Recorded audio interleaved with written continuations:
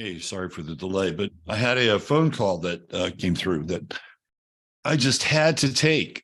Sometimes this is what happens. How is everybody today?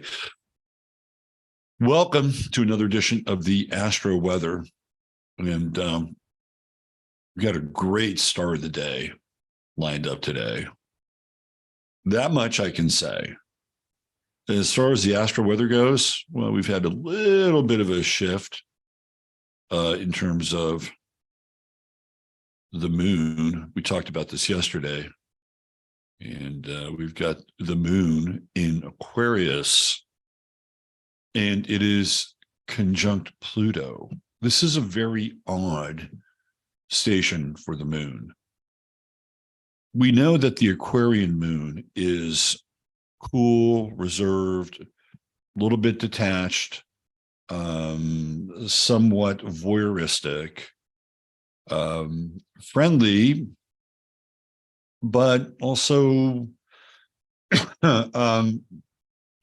slightly removed, right? So when you have the moon here conjunct Pluto, it has this kind of odd quality of being intensely detached, right? Because that's how Pluto operates. To me, this is kind of an OCD moon.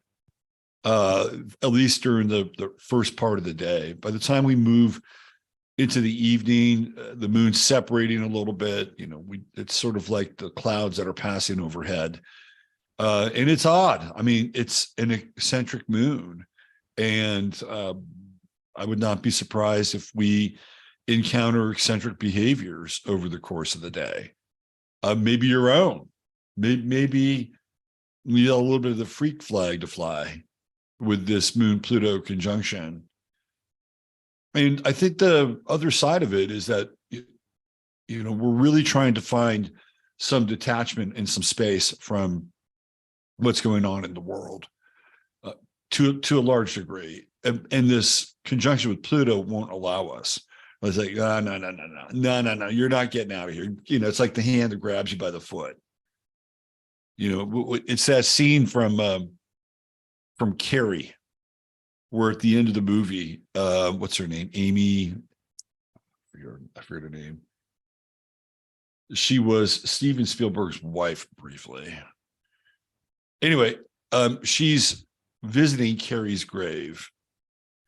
And then all of a sudden, Carrie's hand reaches up through the grave and grabs her.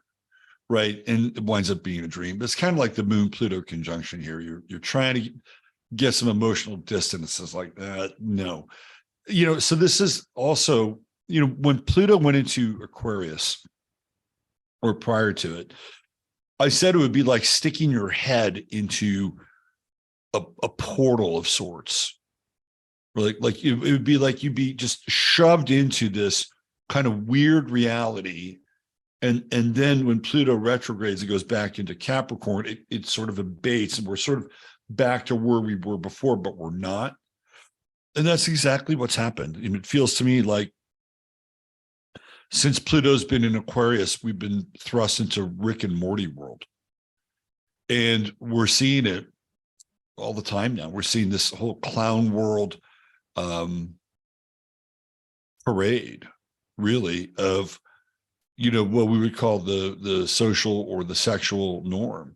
And what's also interesting is that, again, we're going to get into this Moon-Pluto conjunction, is that now there was like a group of people that were shocked, outraged, angered, all these reactions that have happened since Dylan Mulvaney cracked a Bud Light. A kind of a defining cultural shot across the bow moment. But now we have other groups that are getting into the fray. So yesterday there was a group of Armenians and Muslims in Los Angeles who were basically pissed off at the public schools, and they want to have their kids opt out of their programming.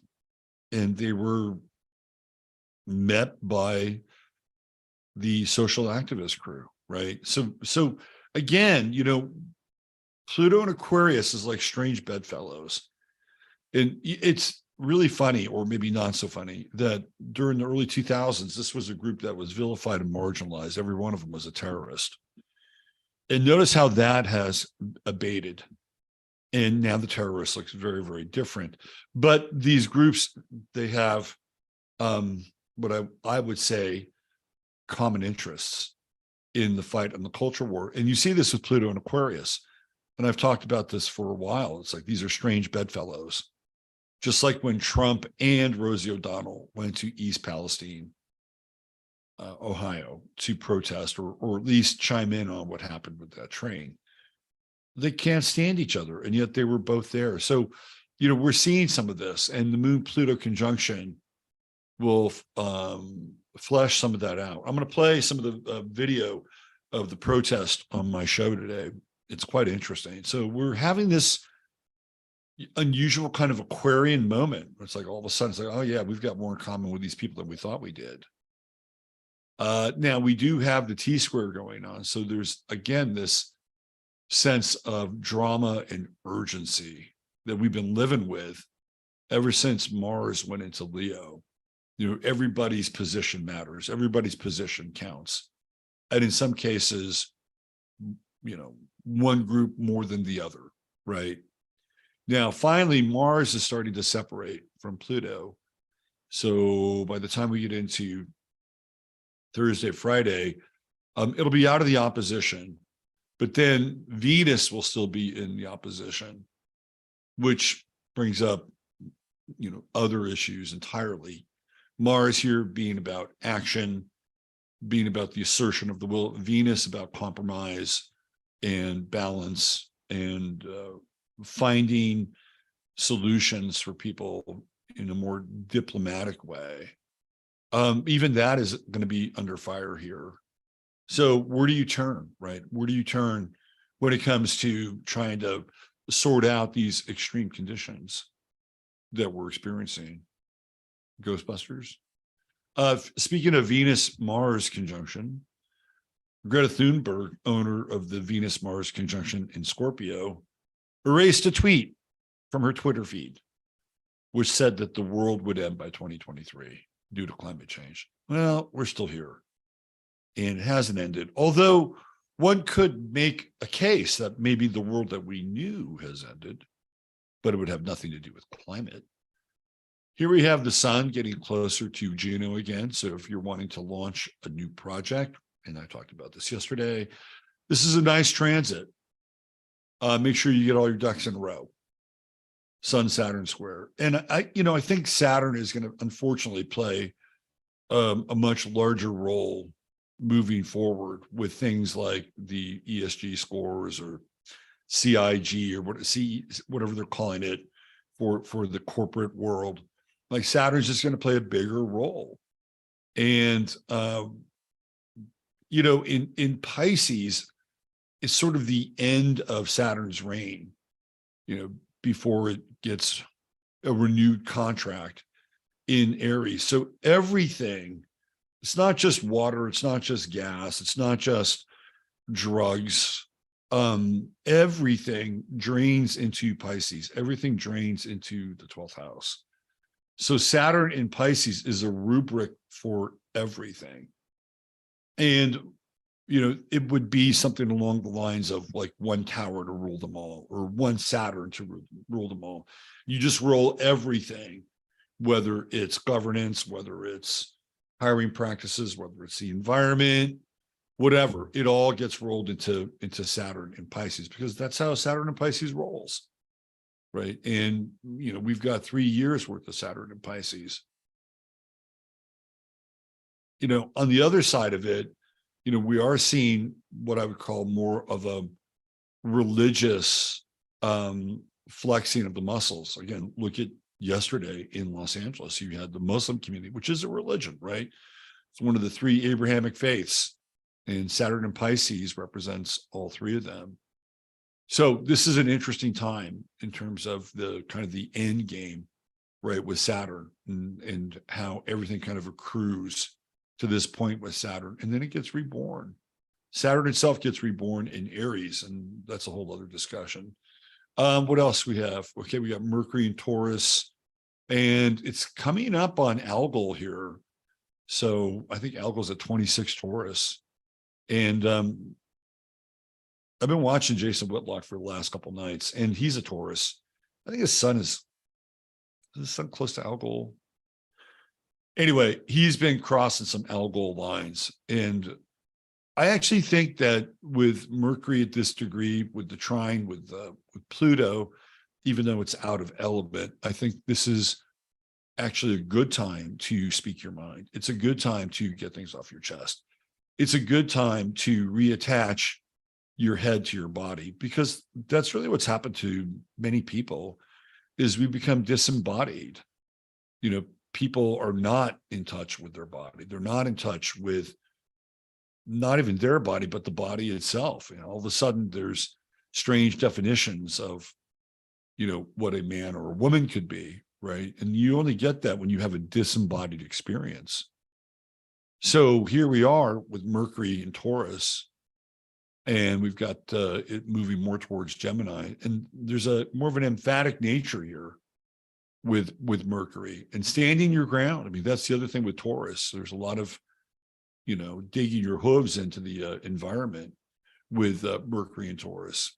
So there's that in the air today as well. Venus squares Jupiter. And if you're on the brink of starting a new relationship with a Venus-Jupiter square, there can be a lot of excitement. There can be a lot of hope, a lot of potential. You know, a caveat, sometimes things look better than they actually are. So if you're starting a new relationship today or a new partnership today, take time with it. You know, let it flesh itself out. There is also this Venus trine to Neptune. You can see that right here. So to some degree, things move easily and smoothly and fluidly. It's one of those things where it's kind of like, oh yeah, well, look at this. Everything's happening kind of according to plan. There's no disruption. There's no speed bumps here. So maybe this is the right thing. Maybe this is how it's supposed to go, because, you know, the Venus Neptune trine gives it a sense of ease and fluidity. And there may be some truth to that, but any partnership that's worth anything needs to be fleshed out over time. In fact, I would rather have a Venus-Saturn square in some ways than a Venus-Jupiter square. The Venus-Jupiter square will get you out of your hovel, right? It'll get you out of your, I don't know, it'll pluck you out from behind the garden wall so you can be more social. So you can go out and have some fun. And clearly, we live in very intense times, and it feels like we're really fighting for our lives.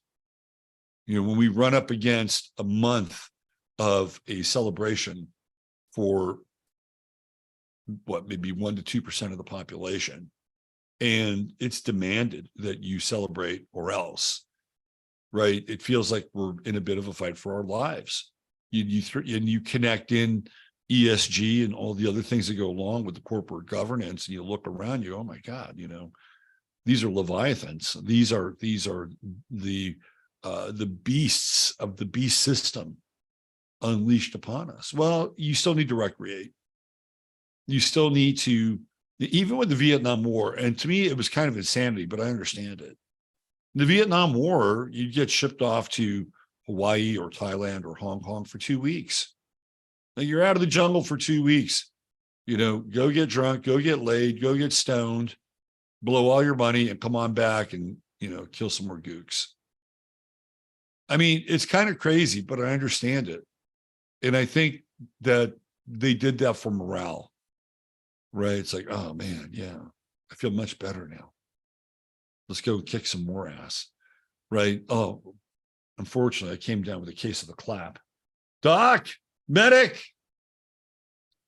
So you don't want to do that, but it's important. I mean, we do need recreation time, even though we're in the midst of a pretty serious culture war. No doubt. It's an interesting day. Chiron is kind of hanging out there. in Aries, getting really close to the Chiron return for the US, which is at 20 degrees. So we'll keep an eye on that. It's getting very, very close, super close. Okay, I think that's it for the astro weather. Let's look at our star of the day. That was really an economical and efficient presentation. At least I would like to think so. All right, this is one of my favorite stars of the day because this guy's chart is so utterly telling.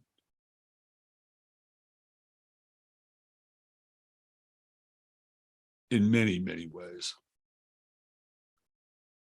Today's star of the day is the one and only Prince. And I chose this graphic from the first Batman movie where Prince provided some music for it in the form of the video Bat Dance. And he has this interesting kind of blend between Two-Face and the Joker. Two-Face, of course, would show up much later in the Batman series. In this series, Two-Face was played by Tommy Lee Jones. Later on, it would be played by Aaron Eckhart. But Prince is really kind of donning the sort of amalgam of the Joker and the Two-Face theme here. And as a Gemini, I thought it was just absolutely appropriate. And when you look into Prince's chart, it's a very, very complex chart. So he has a splash chart. And you can see all the influences. And people who have splash charts have a lot of interests. And they are a lot of times jacks of all trades and masters of maybe one or two. And Prince falls into that category. I mean, musically, he's all over the place. You know, one album he's doing, you know, sort of this funk rock, you know, kind of erotica. 3 albums later, he's dabbling in Beatles. 4 albums later, Beatles era psychedelia, right? And then he'll get into stuff like dance music and gospel. He's just, you know, clearly a Gemini who has this crazy splash chart. What's interesting here is Saturn in the second house. And as a member of the Saturn second house club, I can attest to at certain times in my life of being less than flush with cash. Okay. But Prince never had that issue.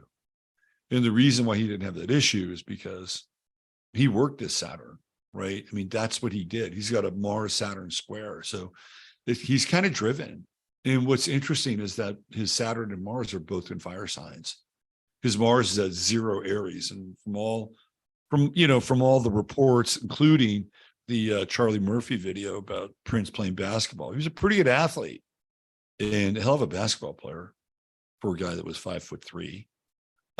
But you get that Mars Saturn square and he works his ass off, right? That's how he acquires so much capital and so much money.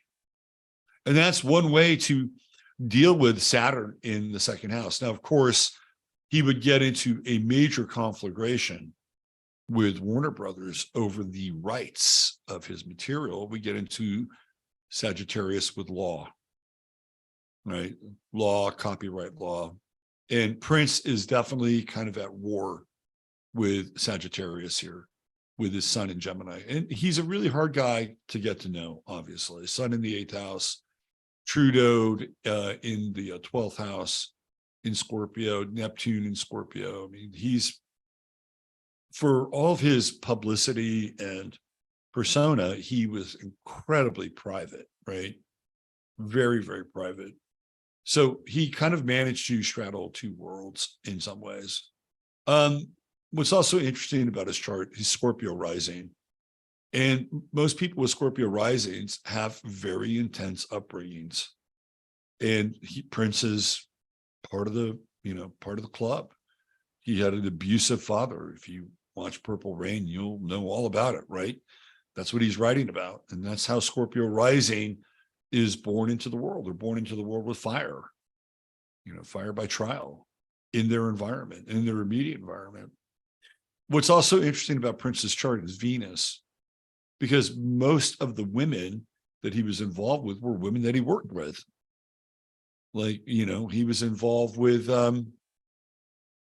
what's her name? Apollonia, right? She was in the movie and they were a couple for a while.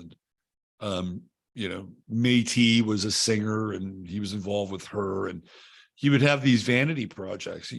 Warner's created a label. It was at Paisley Park, I believe, was the label. And Prince would have these new projects, and they were just vanity projects for the women he was hanging out with, right? So that's very Venus and Taurus.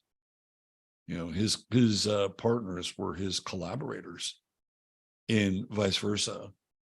Mercury and Gemini. And it's interesting with this Mercury moon square. I think Prince probably had a sense of insecurity in a lot of ways. And I think he covered that up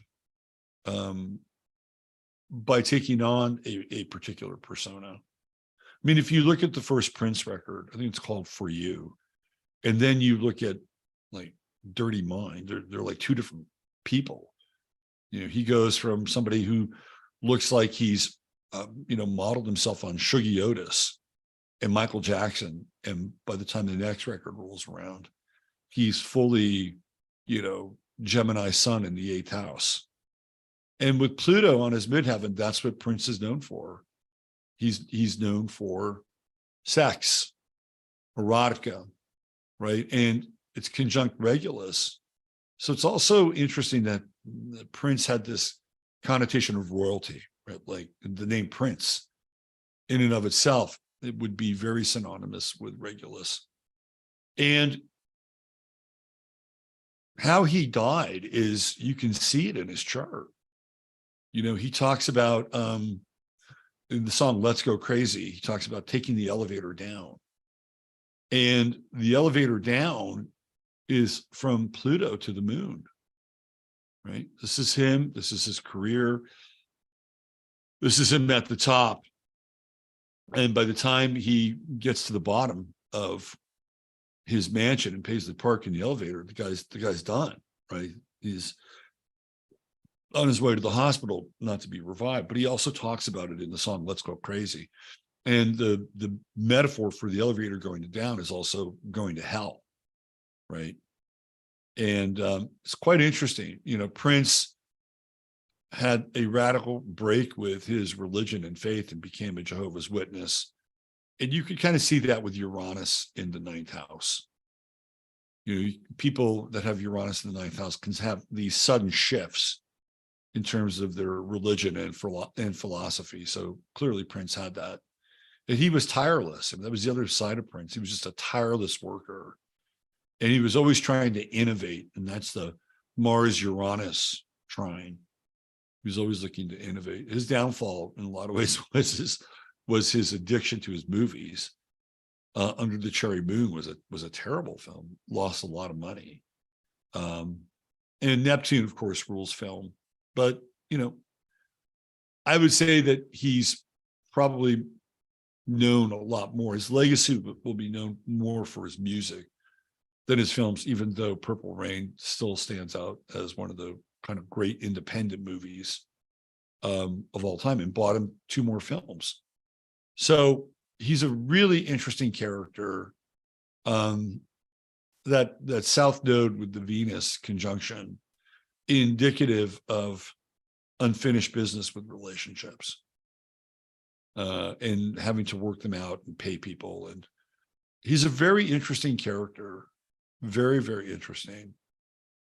And he's much better off in some ways, or was much better off in some ways, being, kind of in the confines of, his purple playground of the 12th house, and creating, endless loops and pieces of music. And I'm sure that he has hundreds of songs that have not seen the light of day. I think they had one release, it might've been a double CD, of things that he had finished, but who knows, what's in the Prince catalog still. Probably a lot. And the one thing also about Prince is not everything he did was great. You know, he was a Gemini. He would just move on to the next thing and the next thing and the next thing. So I saw him live one time back in I think it was early 1999. And he was amazing, right? But you would also get a sense of him as an individual and how he felt about his music and music in general. And I remember, instead of playing full versions of songs that everybody loved, he would play a medley, and he would, play, I don't know, 2 minutes of a song that you would recognize and love. And he'd be on to the next one, and then the next one, and then the next one. And then he would spend the entire time on a song that you probably weren't familiar with one of the later records. And that's just who Prince was. But he was an amazing live performer. He was nimble, athletic. He was multi-talented. I mean, the guy was a star. I mean, make no bones about it, right? And the other thing that I always found to be interesting with Prince was his spiritual awakening, which was happening prior to his death. And he started to speak on things like chemtrails. And he started to speak on things like politics and power. And, I think everything happens in God's time. But clearly he was somebody, if he could have stuck around a bit more, probably would have had a lot more to say. But, that's kind of par for the course with some people. Just as they're getting started and they're heating up, their wick is snuffed out, right? So there you go. The eclectic, the complex, enigmatic, hugely talented star of the day, Prince Nelson Rogers. And with that, we are done with the Astro Weather. So if you would like, please join me over on 15 Minutes of Flame. We're going to cover a lot of bases today, and I'm looking forward to getting into it. We started to go down the ESG corridor yesterday, and I'm going to continue to go in that direction to some extent today, because it is the Leviathan. It is the thing that we're having to really deal with. And I may piggyback off some other people's work, but we're gonna chip away at this thing so that people understand just how much of an octopus or a tentacled network that we're dealing with. And honestly, I'm not sure I have any solutions because of how far down the line and how embedded this virus is in the system. But at least we'll get to expose it and talk about it and use some of these tools that we have at hand. If you'd like to get a reading with me, I always leave a link here in the show description. And if you also want to get some of the best CBD on the internet, bar none, you got to hold up my product here. Product placement time. That's true hemp science right there. This is the stuff. This is the goods right here. This is organic, handcrafted, sourced, right? Organically sourced and handcrafted CBD. And they have spagyrics, they have alcohol-based, they have water-based, they have gummies. This is your one-stop shop. And if you're in a state where your gummy situation is limited, right? You want to look at Chris's products for the gummies, whether it's the moon dust gummies or whether it's the sleep gummies. These are highly effective CBD hybrid gummies. Okay. So go over there, spend $100 or more, check out the other soluble and topical products on the CBD side. They're excellent and are good addition to your daily health regime. Go there and type in 15MINS, and you will get free product when you spend $100 or more. And you spend $100 easy now, right? It's easy. So you may as well spend $100 and add to the quality of your life. And $150 more gets you free shipping. Always a 30-day money back guarantee. If it's not working for you, send it back. You'll get your money back. That's American business. That's no fucking, DEI, ESG, or whatever acronym we're having to deal with as the plague of our time. It's just good American business. Thanks for being here. Use your head in order to discern what's real, your heart to say what's possible. I'm Robert Phoenix, and I'll see you tomorrow for the Astro Weather. Bye for now.